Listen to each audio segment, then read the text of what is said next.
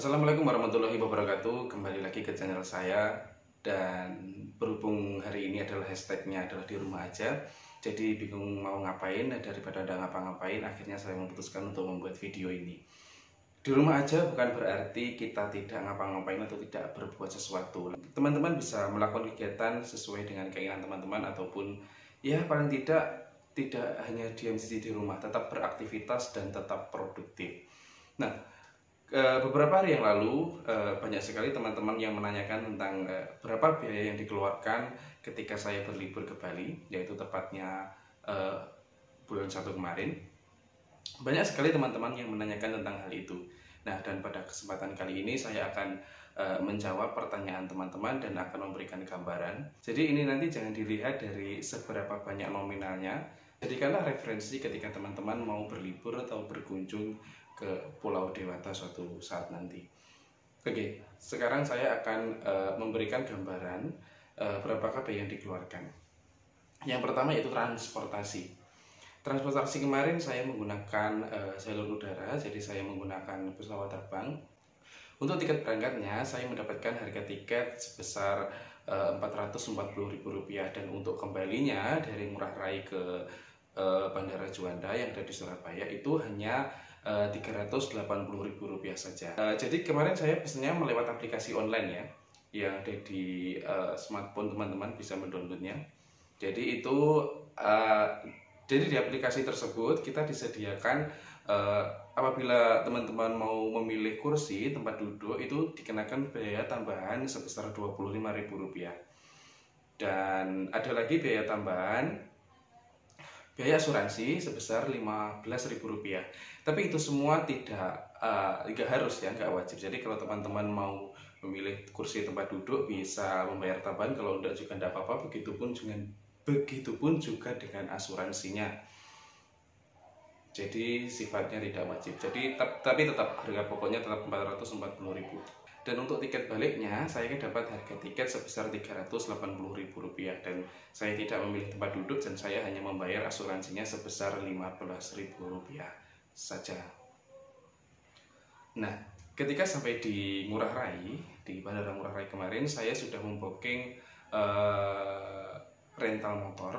Jadi bisa teman-teman lihat di internet.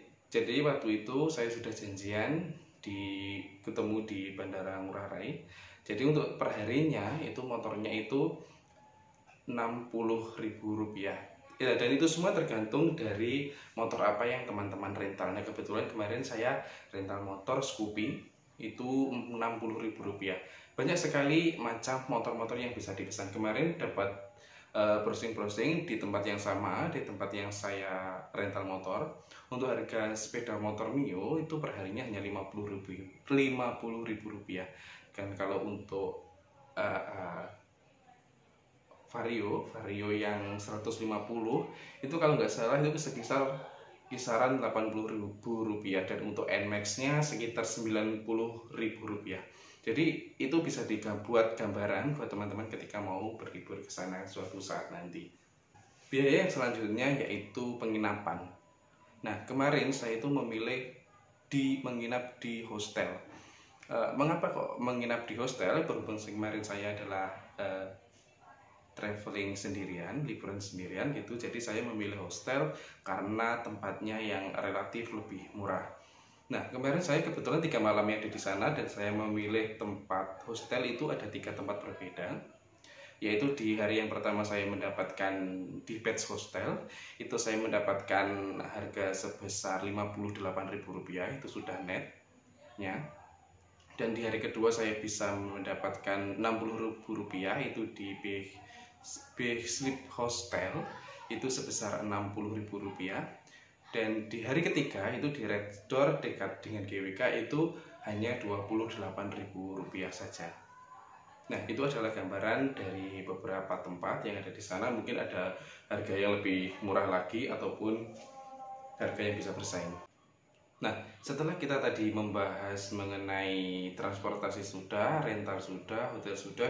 Nah, sekarang saya akan memberikan gambaran tentang makanan yang ada di sana, harga-harganya makanan yang ada di sana.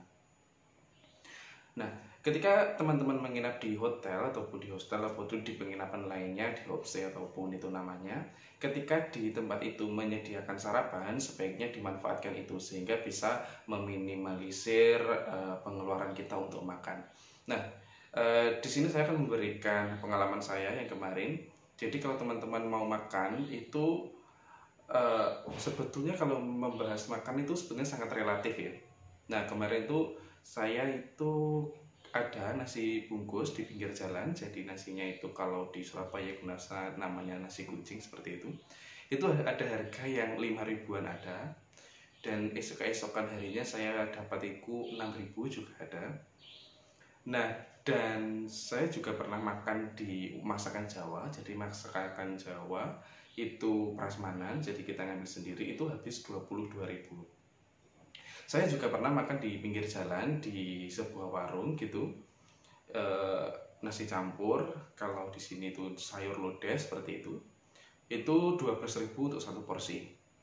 Dan saya juga pernah makan penyetan, kalau di sini penyetan, warteg ya, di warteg ayam itu 35.000 rupiah. Dan saya juga pernah ke kafe apa itu namanya di Double Six, itu untuk satu gelas jus buah itu 45.000 rupiah. Nah, saya juga pernah makan di sebuah depot ataupun namanya rumah makan atau apa gitu. Itu saya kan mencari ayam betutu di sana, makanan khas sana. Itu harganya 49.000 rupiah. Dan masih banyak sekali kisaran makanan yang ada di sana. Tapi di sini saya hanya memberikan gambaran pengalaman saya, dan ini hanyalah gambaran saja dan bisa dijadikan referensi buat teman-teman ketika suatu saat nanti berkunjung ke sana. Ya, semua itu relatif ya, bisa menyesuaikan dengan teman-teman mau seperti yang mana, mau makan seperti apa dan yang mana. Nah, dan selanjutnya saya akan membahas tentang biaya yang ada di lokasi wisata. Nah, kebanyakan pantai yang ada di Bali itu tidak ada biaya masuknya, dan kita hanya membayar tiket parkir saja. Kecuali kemarin saya pergi ke Pandawa dan ke Pantai Melasti, itu masing-masing untuk pintu masuknya itu 10.000 rupiah. Dan untuk pantai yang lain seperti Pantai Kuta, Double Six, Greenball, dan Dreamland dan lainnya itu tidak ada biaya masuk, dan kita hanya perlu membayar biaya parkir saja. Nah, untuk biaya masuk tempat wisata yang lain seperti yang kemarin saya datang ke Bedugul, itu biaya masuknya 30.000 rupiah, dan untuk ke Uluwatu itu juga 30.000 rupiah. Dan nanti bisa teman-teman kalkulasi sendiri, dan ini hanyalah gambaran saja biaya yang dikeluarkan untuk ke tempat wisatanya seperti itu. Ya teman-teman, itulah sepenggal video dari saya, pengalaman saya kemarin, dan ini adalah kisaran harganya. Mari kita total semuanya. Jadi kita mulai dari transportasi tadi, ada 440.000 untuk berangkatnya ya, 440.000 tambah 25 untuk kursi, tambah 15.000 untuk asuransi, dan untuk tiket pulangnya 380.000 rupiah, ditambah lagi dengan asuransi 15.000 rupiah. Untuk rental motornya tadi 60.000 rupiah kali 3 jadi 180.000 rupiah.